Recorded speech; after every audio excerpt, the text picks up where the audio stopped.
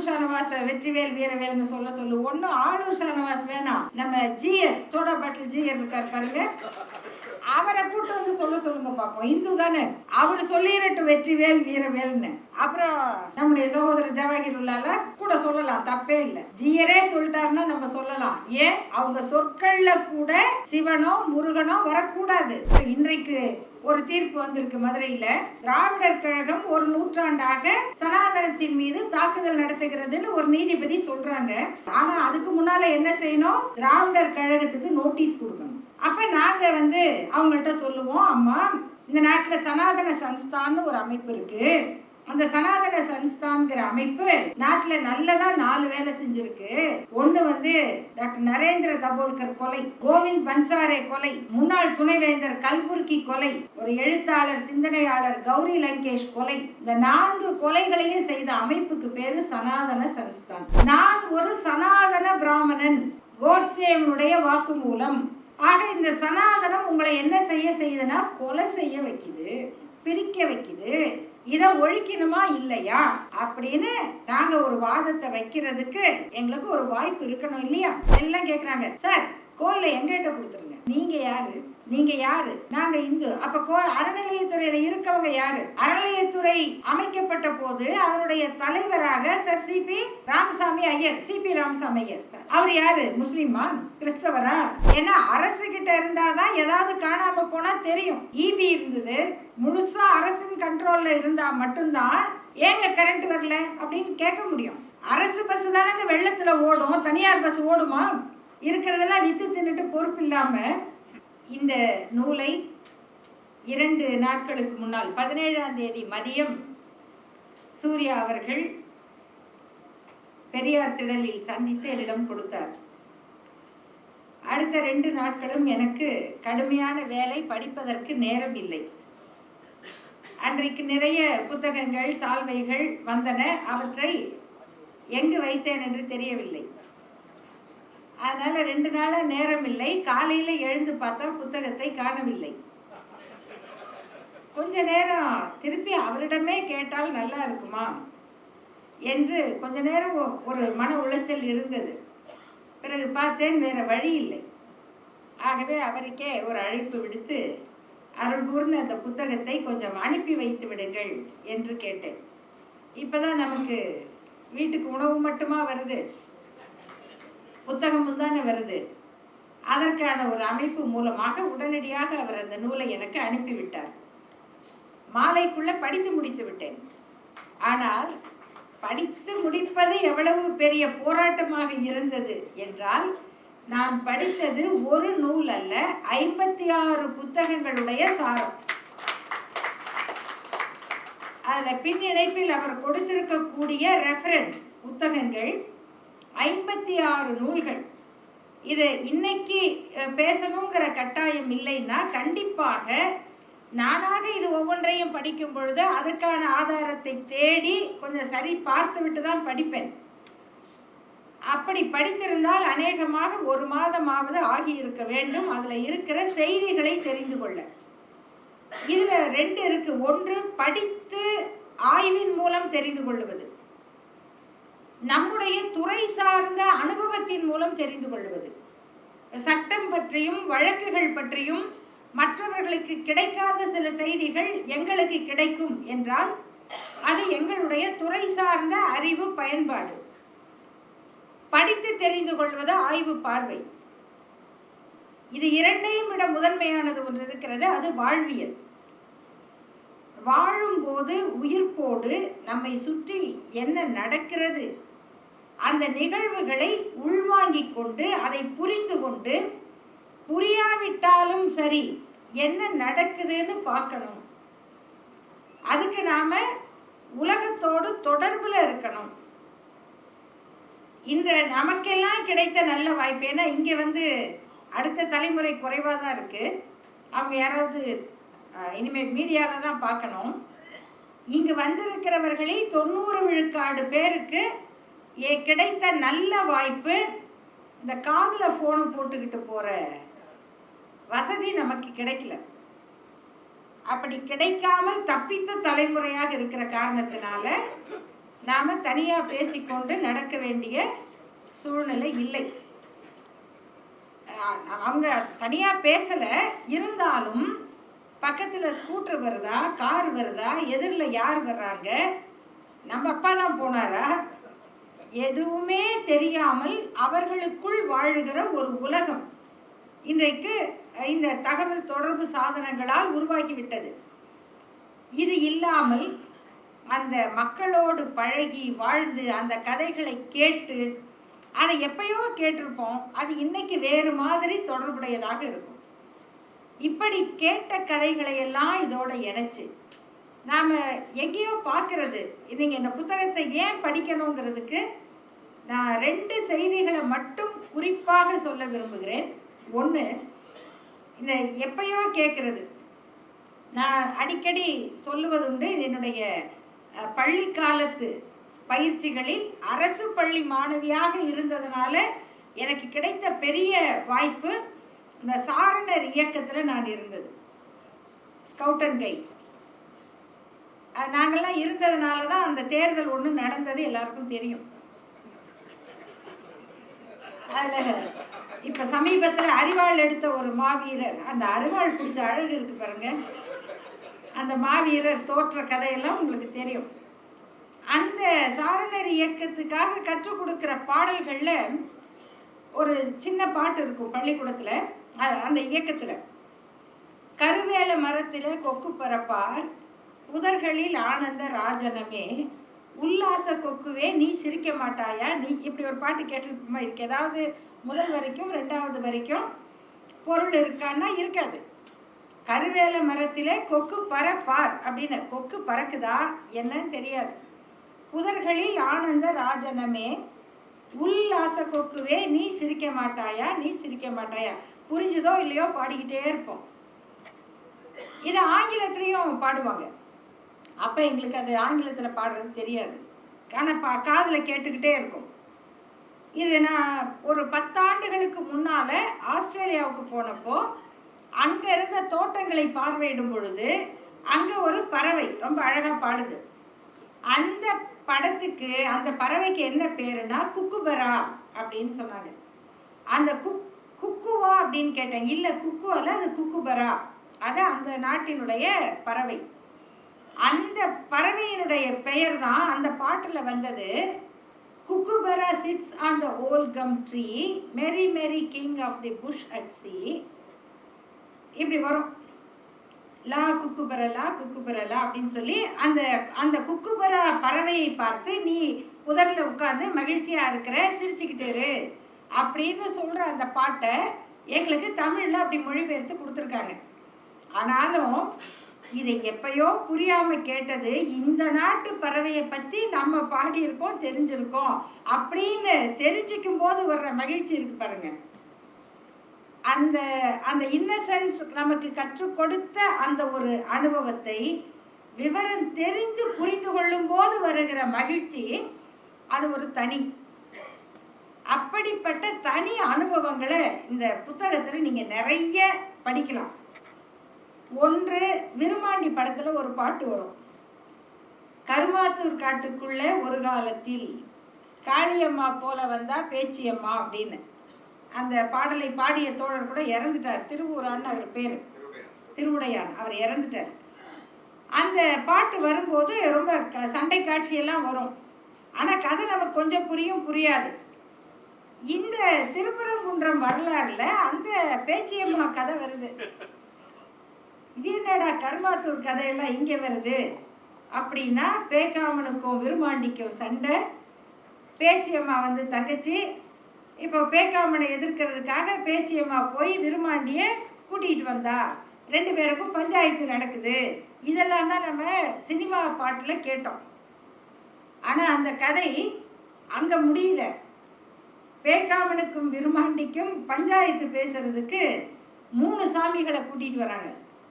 இதுதான் ஊரில் பாடிய கதை. அந்த 3 சாமிகள் யாருன்னா, சிவன், அழகர், சுப்பிரமணியம், முருகன். முருகன், சிவன், அழகர், சொக்கநாதர். ஏன்னா சிவன் அங்கே சொக்கநாதரில் மதுரையில். அவங்க 3 பேர் வந்துடுறாங்க. அந்த 3 பேரையும் வச்சு இதுல தீர்ப்பு சொல்றதுக்கு அவர் என்னை விட நல்லா படிச்சுட்டு வந்திருக்காரு. தீர்ப்பு சொல்றதுக்கு முருகனை வச்சிடறாங்க. முருகன் தானே தீர்ப்பு சொல்லணும். அவர் கொஞ்சம் சாஞ்சி பேக்காமன் பக்கம் சாட்சி சொல்லிடுறாரு, தீர்ப்பை சொல்லிட்டார். இது விருமாண்டிக்கு கோபம் வந்துடுது. விருமாண்டியை விட தங்கச்சி பேச்சியம்மாளுக்கு கோபம் வந்து, இப்படி நீ தப்பா தீர்ப்பு சொல்லிட்ட, நீ இனிமே எங்க சாமி கிடையாது, எங்க பரம்பரையே உன் கோயிலுக்கு வராது அப்படின்னு சொல்றாங்க. அதனால திருப்பரங்குன்றம் மலைக்கு அந்த குறிப்பிட்ட பிரமலை கள்ளர் சமூக மக்கள் சென்று வழிபட மாட்டார்கள் அப்படின்னு எழுதுறாரு. இப்ப இதை இன்னைக்கு எழுதணும்னா இன்று வரை, ஏன்னா அது பரம்பரை பழக்கம். பேச்சியம்மாள் கோபம் முருகனை விட பெருசு. அது அந்த மக்களுடைய பழக்கம். இந்த மக்களுடைய வாழ்வியல்ல இதெல்லாம் வருது அப்படிங்கிறது முதல் முறையாக இப்படி ஒரு புத்தகத்துல ஆதாரபூர்வமாக வெளியிடப்படுது. எனக்கு நிறைய சந்தேகம் இருந்தது, என்னடா இது இப்படி எழுதிட்டாரே, யாராவது அந்த மக்கள் படிச்சுட்டு அப்படியெல்லாம் இல்லை நாங்கள் போய் கும்பிடுவோம்னு சொல்லுவாங்களோ, சும்மாவது சொல்லலை. இப்போ யார் என்ன உண்மைக்கா பேசுகிறாங்க, தெரிஞ்சுதானே பல பொய்ய பேசுகிறாங்க.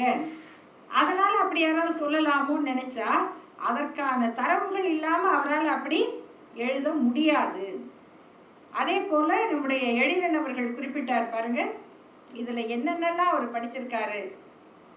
தொல்லியல் சான்றுகள்ல இருந்து, சர்வேல இருந்து, தமிழ் இலக்கிய சான்றுகள், இன்னைக்கு அதுதான் ரொம்ப தேவைப்படுது. தமிழ் இலக்கியத்தில் இருக்கிற அறிவியல் பூர்வமான சான்றுகள். ரொம்ப நாளாக சொல்லிக்கிட்டு இருக்காங்க தமிழுக்கு பக்தி மட்டும்தான் இருக்கு. அதனால தானே தந்தை பெரியார் சொல்றாரு, நீ அதை மட்டும் வச்சுட்டு எப்படி உருப்பிட முடியும், தமிழ்ல இதெல்லாம் இருக்கு. இப்படி பரிபாடல்ல தொடங்கி அந்த உலகம் எப்படி தோன்றியது அப்படின்னு ஆரம்பிக்கிறாரு. கல்லுங்கிறது வெறும் கல் அல்ல. கல் தோன்றி மண் தோன்றா காலத்துலன்னா பாறையும் மணலும், மலையும் மண்ணும், இந்த ரெண்டுக்கும் இடைப்பட்ட காலம்ங்கிறத வேறு இலக்கியத்துல இருந்து அறிவியல் சான்றோட அதை விளக்கி அப்படி போய் அதில் எதெல்லாம் வருது, பரிபாடல் வருது, புறப்பொருள் வெண்பா மாலை வருது, கடைசியாக வள்ளலார் வந்துட்டார். வள்ளலார் பாடல்ல வரைக்கும் எப்படி அது அறிவியல் பூர்வமாக இந்த உலகத்தை பார்த்தாங்க அங்கே தொடங்குது. அப்படியே ஒவ்வொரு இடமா இது உலகம் தோன்றியது, மலை தோன்றியது, அதில் திருப்பரங்குன்றம் அது பெருங்குன்றம், அந்த குன்றம் எப்படி வந்தது, அந்த மக்கள் வாழ்க்கை என்ன, அங்கே எப்போ சிக்கந்தர் வந்தார், எப்படி வந்தார், அதில் அந்த வழிபாட்டில் அவர் சொல்கிற நுட்பம். அவர் வெளியிலேருந்து படையெடுத்து வர்ற ஒருத்தர் தான், அதில் சந்தேகம் இல்லை. சிக்கந்தர் என்பவர் அந்த ஊரில் பிறந்தவர் அல்ல, அவர் படையெடுத்து தான் வந்திருக்காரு. அங்கே உள்ளூரில் இருந்த மன்னரை தோற்கடித்து அவர் ஆட்சியை பிடிச்சிருக்காரு. திரும்ப அவர் தோற்கடிக்கப்படுகிறார். அவரை எதுக்கு இந்த மக்கள் அந்த தர்காவை கும்பிடணும், இது கேள்வி. எதுக்காக கும்பிடணும்? வெளியூர்ல இருந்து வந்தாருங்க. யாரும் நம்ம ஊர்ல பக்கிரின்னு சொல்ற பழக்கம் இருக்கு இல்லையா? பக்கீரனால பக்கிரின்றாங்க. நம்ம பயன்படுத்துகிற சொற்கள்ல பல சொற்கள் உருது சொற்கள் தான். வாய்தால இருந்து, வக்காலத்துல இருந்து, வழக்கறிஞர்களுடைய சொற்கள்லயே பலது உருது தான். அது மாதிரி ஃபக்கீர் அப்படின்னா ஒரு துறவி. அதெல்லாம் நம்ம அவன் கிடக்கிறான் பக்கிரி அப்படின்னா அவருக்கு எந்த கவலையும் இல்லை அப்படின்னு நினைக்கிறோம். அந்த மாதிரி ஒரு ஃபக்கீராக மட்டும் அவர் இல்லை, அவர் ஒரு ஆட்சியாளராக இருந்திருக்காரு. அவருடைய தர்காவை எதுக்கு கும்பிடுறாங்க? அவர் அடக்கம் செய்யப்பட்ட இடத்தை. அப்படின்னா அவரை எதிர்த்து கொள்ளவில்லை, சண்டை நடக்குது.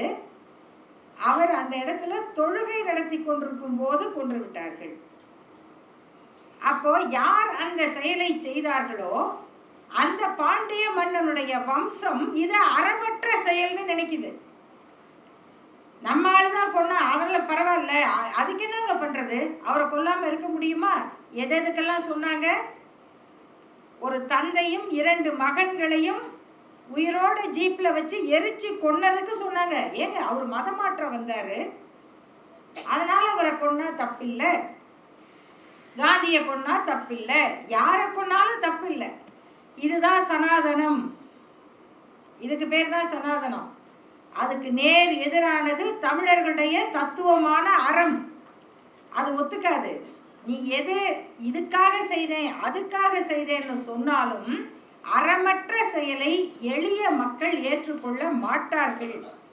ஆகையினால இப்படி சதி செய்து கொல்லப்பட்ட ஒருவர், அவருடைய ஆன்மா, அதை சமாதானப்படுத்துகிறோம், அதை நம்ம வணங்கணும் அப்படின்னு நினைச்சு அந்த மக்கள் வணங்கினார்கள். அப்படிதான் அது தொடர்ந்தது. ஒவ்வொரு இடத்துல இருக்கு. இது வாழ்வியலோட கலந்தது. நம்முடைய நீதி கட்சி தலைவர்களில் ஒருவராக நீண்ட நாள் திராவிட முன்னேற்ற கழகத்தில் அண்ணா அவர்களோடு இணைந்தும் செயல்பட்ட ஐயா WPA சவுந்தரபாண்டியனார் அவர்கள் வாழ்க்கையில் ஒரு நிகழ்ச்சி, அவருடைய வாழ்க்கை வரலாற்றில் எழுதப்பட்டிருக்கு. அவர் பெரிய பணக்காரர், பெரிய திராட்சை தோட்டம், காஃபி போர்டு மதுரையில் உருவாகிறதுக்கு அவர் தான் காரணம். அதே மாதிரி வைன் தயாரிக்கிறதுக்கான இயந்திரங்களை அவர் தான் உருவாக்குறார், இங்கே கொண்டு வர்றார். அவ்வளோ பெரிய திராட்சை தோட்டம், பழம் நிறைய விளைஞ்சிருச்சு, அழுகி போகுது. அப்போ சொல்கிறாங்க அவ்வளவையும் விற்று செல்லுபடி ஆகாது, அதனால் நீங்கள் ஒயின் தயாரிக்கலாம்னு சொல்கிறாங்க. அவர் ஒயின் தயாரித்து கொண்டு போய் கலெக்டர்கிட்ட கொடுக்குறாரு. கலெக்டர் ஆகா இது ரொம்ப அருமையாக இருக்குது, டேஸ்ட்டாக இருக்குதுன்னு சொல்கிறார். அவர் இப்போ அதை தயாரிக்கலாம்ங்கிற எண்ணத்தோட வீட்டுக்கு அவங்க அம்மாட்ட பேசுகிறார். அம்மா கிட்ட சொல்லும் பொழுது இந்த மாதிரிம்மா இப்படி அவங்க அம்மா எல்லாத்தையும் கேட்டுட்டு, அது என்னப்பா குடிக்கிறதுக்கு தானே நீ இந்த வேலை செய்கிற, குடிக்கிறது தானே அது அப்படின்னு கேட்குறாங்க. அவருக்கு என்னடா இப்படி சொல்கிறாங்களே, அந்த தொழில் வேண்டாம்ப்பா, வேண்டான்னு சொல்லிடுறாங்க.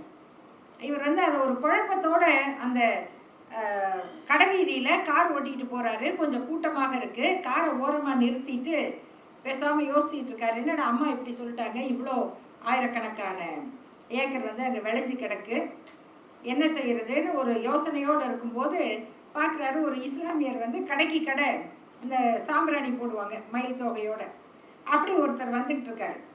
கடையில் தாண்டி வரும்போது ஒரு கடையை விட்டுட்டு அவர் வந்துட்டார். இவர் அதை பார்த்துட்ருக்காரு. ஓ, அவர் அந்த கடையை தெரியாமல் தாண்டி வந்துட்டாரே அப்படின்னு சொல்லி அவர் வந்தவொன்னே அவரை கூப்பிட்டு, நீங்கள் அந்த கடையை விட்டுட்டீங்க. அப்போ அவர் சொல்கிறாரு, இல்லை எனக்கு தெரியும், தெரிஞ்சுதான் விட்டேன்றார். ஏன் விட்டீங்கன்னா அவர் வட்டி வாங்குறவர், வட்டி வியாபாரம், அது பாவத்தொழில். நான் இந்த சாம்பிராணி போட்டு மயில் தொகையில் அவங்கள ஆசீர்வாதம் பண்ணும்போது அந்த தொழில் வளரணும்னு மனப்பூர்வமாக வேண்டி தான் நான் பண்ணுறேன். இவர் தொழில் நல்லா வளர்ந்தால் பல பேர் குடும்பம் என்ன ஆகும், அதனால் நான் அதுக்கு காசு கொடுத்தாலும் பண்ண மாட்டேன் அப்படின்னு அவர் சொல்கிறார். இதை WPA சவுந்தரபாண்டியனார் அவருடைய நாட்குறிப்பில் பதிவு பண்ணி, அதை கேட்ட உடனே என்னுடைய மனம் தெளிந்தது. ஏன் எங்கள் அம்மா இந்த வியாபாரமாக பண்ண போகிறேன்னு கேட்டாங்க அப்படிங்கிறது எனக்கு புரிந்தது. அத்துடன் பழங்கள் அழுகினாலும் பரவாயில்லை என்று அந்த எண்ணத்தை கைவிட்டு விட்டேன் அப்படின்னு எழுதுறாரு. அப்போ இதுக்கெல்லாம் அவங்க வச்சுக்கல. ஏன் நீங்கள் பிரியாணி கொடுத்தா அவர் சாப்பிட்றாரு, அவர் பிரியாணி கொடுத்தா நீ சாப்பிட்ற, உன் வீட்டு பலகாரம் கொடுத்தா அவர் சாப்பிட்றாரா, இதெல்லாம் இன்னைக்கு சாதாரண கேள்வி. தீபாவளி பலகாரத்தை அவர் சாப்பிடுவார், ஆனால் அவருக்கு அவர் மதம் சொல்லுது படைச்சதை சாப்பிடாத அப்படின்னு சொல்லுது. இது சரியா தப்பான்னு அவங்களுக்குள்ளேயே விவாதமும் இருக்குது.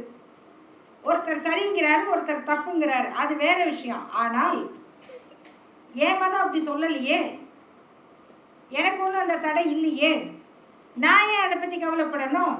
அவர் இதை கொடுத்தாரு, இங்கே வருவியா அங்கே வருவியா, செந்தில்வேல் கூட சொன்னார் பாருங்க, நீங்கள்லாம் ஆளூர் ஷானவாச வெற்றிவேல் வீரவேல்னு சொல்லு. ஒன்றும் ஆளூர் ஷானவாஸ் வேணாம், நம்ம ஜியர் சோடா பாட்டில் ஜியர் இருக்கார் பாருங்க, அவரை கூட்டு சொல்லுங்க பார்ப்போம். இந்து தானே, அவர் சொல்லிடட்டும் வெற்றிவேல் வீரவேல்னு.